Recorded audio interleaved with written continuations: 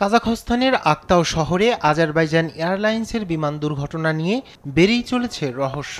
বিমানটি বিধ্বস্ত হওয়ার কারণ নিয়ে নানা গুঞ্জনের পর এবার সামনে এলো নতুন আরেক ভয়াবহ তথ্য। বিমানটি বিধ্বস্তে রাশিয়ার হাত থাকতে পারে বলে অভিযোগ করেছে যুক্তরাষ্ট্র।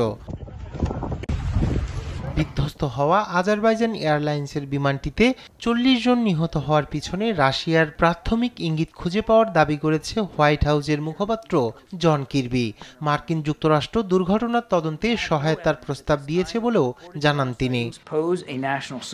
25 ডিসেম্বর আজারবাইজান এয়ারলাইন্স বিধ্বস্ত হওয়ার ঘটনার পিছনে রাশিয়ার প্রাথমিক ইঙ্গিত খুঁজে পেয়েছে মার্কিন যুক্তরাষ্ট্র। তবে তদন্ত চলমান থাকায় এ নিয়ে এখন কথা বলা শোভনীয় হবে না। তবে যদি তারা চায়, আমরা সেই তদন্তে সহায়তা করব। এদিকে রুশ ক্ষেপণাস্ত্রে বিধ্বস্ত হয়েছে বিমানটি, এমনটাই দাবি করেছে আজারবাইজানের সরকারপন্থী গণমাধ্যমগুলো। আর এই ঘটনার জন্য রাশিয়াকে ক্ষমা চাওয়ার আহ্বান জানিয়েছেন আজেরি আইন প্রণেতা রাসিম মুসাবেক। রাশিয়াকে অবশ্যই এর দায় স্বীকার করতেই হবে এবং দোষীদের শাস্তি দিতে হবে। পাশাপাশি প্রতিশ্রুতি দিতে হবে যে এমন ঘটনা আর ঘটবে না। অনুশোচনা প্রকাশ করতে হবে এবং ক্ষতিপূরণ দিতে প্রস্তুত থাকতে হবে। আমরা অপেক্ষায় থাকলাম। তবে এই দুর্ঘটনা নিয়ে প্রথমবারের মতো প্রতিক্রিয়া জানিয়েছে রাশিয়া।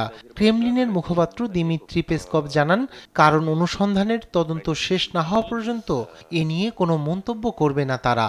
অনুমান নির্ভর দোষ চাপানোর ব্যাপারেও সতর্ক করেছে মস্কো। রায়হান কবি শুভ্র, নিউজ ডেস্ক, দেশ টিভি।